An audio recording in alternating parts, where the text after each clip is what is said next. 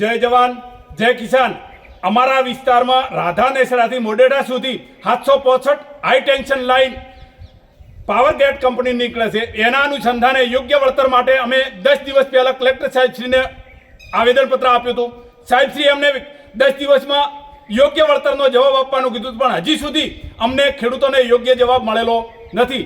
અમે સરકારશ્રીને કહેવા માંગીએ છીએ કે તાત્કાલિક ખેડૂતોને યોગ્ય વળતર મળે અને અમને બાંયધરી મળે કે તમને આના અનુસંધાને વળતર મળશે, એવી અમે સરકારશ્રીને નમ્ર વિનંતી કરીએ છીએ।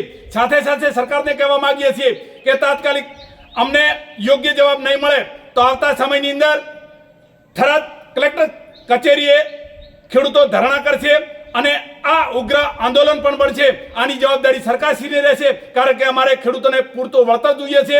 આ મફતના ભાવે આજની બેઠેલી પાવર ગેટ કંપની ખેડૂતોની જમીન લૂંટી રહી છે।